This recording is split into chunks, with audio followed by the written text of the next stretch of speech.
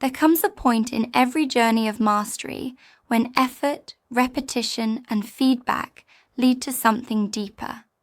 You don't just do the thing.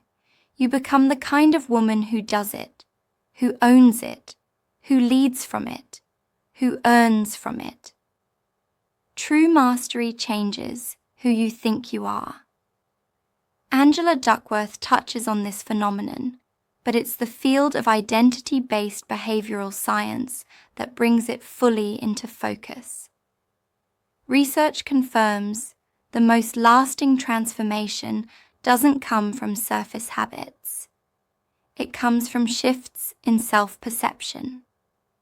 You can try to change by working harder, or you can change by redefining who you are and letting your behaviour follow suit. One path is slow and exhausting. The other is accelerated and sustaining.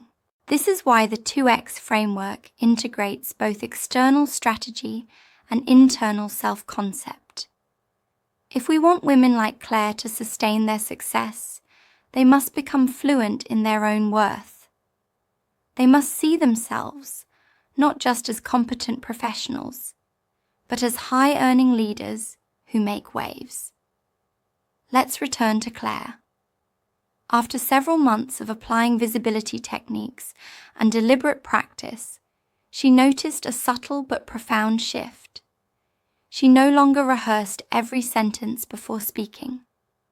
She no longer asked for permission in meetings. She had become a woman who leads, naturally, confidently. It didn't come from a single breakthrough moment. It came from casting small, daily, identity votes in her own favour that added up over time.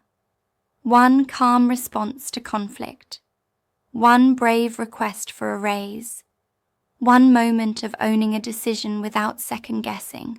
What had changed was her inner story. She stopped seeing herself as someone trying to be strategic and started seeing herself as a strategic leader. This is identity-level mastery, and it's what moves women from under-recognized contributors to unapologetic powerhouses. James Clear, author of Atomic Habits, puts it simply: every action you take is a vote for the type of person you want to become. That means mastery isn't about waiting until you feel ready. It's about choosing behaviours that reinforce your future self, today. Self-identity is a leverage point, and this shift is essential for women overcoming under-earning. Because under-earning doesn't just stem from poor strategy. It stems from not yet seeing yourself as the kind of woman who earns more. You become her by being her, before the evidence shows up. Instead of asking, am I good enough to go for that promotion? Do I deserve to raise my rates? Will people think I'm greedy? You ask, what would a high-earning woman do here? What does the woman I'm becoming expect from her environment? In what ways do I show up for myself as if I already believe it? These identity-aligned questions shift your center of gravity from fear to self-definition, and from there, power flows. Claire worked with a mentor to create an identity statement that matched her emerging leadership persona. It wasn't aspirational fluff, it was a practical compass, a steadying phrase to return to whenever she had a big choice to make. Her identity statement read, I am a strategic leader who creates clarity in complexity and builds systems that support human growth. This became her filter. When she was offered a stretch role, she asked, does this match who I'm becoming? When conflict arose in her team, she asked, how does a strategic leader respond? Each action became a small vote for this identity. The more votes, the more powerful the self-image. And over time, the external world caught up.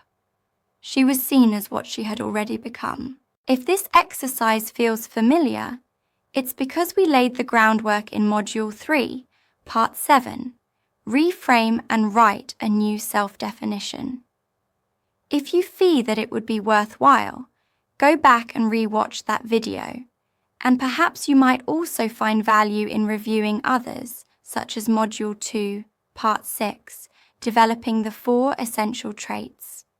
Let's talk about the bottom line. Identity isn't just an inner evolution. Identity-level change matters for earnings. It has outer financial consequences. High-earning women don't just act differently. They think differently. They see themselves differently. When you believe you're a contributor, you wait to be invited. When you believe you're a leader, you initiate. When you believe you're valuable, you negotiate. When you believe you're replaceable, you comply. Women who earn more don't do it because they're more talented. They do it because they're more anchored in their value. They move from a place of self-authority, and that begins with how they identify. Your salary isn't just a number. It's a reflection of how clearly you've communicated and claimed your worth. And that clarity begins inside you. Let's bring this home with a question. What kind of woman are you becoming? Are you becoming a woman who plays small or takes up space? A woman who overfunctions or one who leads with ease? A woman who absorbs pressure or who sets powerful boundaries and follows her own path? Are you the kind of woman who has amazing things happen in her life? Here are some examples to inspire your own identity statement. I am a woman who negotiates from clarity, not apology. I am a woman who leads conversations, not waits for cues. I am a woman who earns in alignment with her impact. I am a woman who asks boldly, gives strategically, and rests deeply. These aren't affirmations to repeat blindly. They're inner blueprints. And every time you act in alignment, you reinforce the structure. Actionable steps for professional women. 1.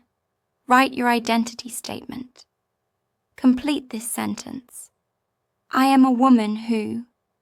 Make it present tense and values aligned. 2. Cast daily votes. Choose one behavior each day that reinforces this identity. Start small. Even 5 minutes counts.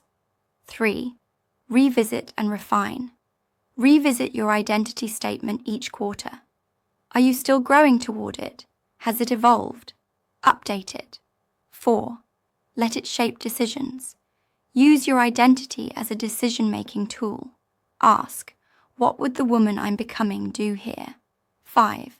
Track reinforcing moments. Keep a list of identity-aligned wins, confident conversations, strategic choices, brave moves. 6. Use identity in self-advocacy.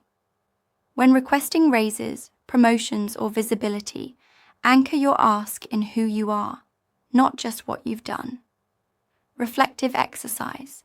In the Module 5 PDF or in your journal, write on the following questions. Who am I becoming through my current actions and intentions? What identity would support my goals and impact for the next 12 months? What behaviors do I already embody that align with that identity? How can I make this identity more visible in my choices, habits, and conversations? Congratulations! You're on the way to becoming the kind of woman who has amazing things happen in her life. In the next video, we'll chart out what it means to have the grit to lead, the journey from survival to influence.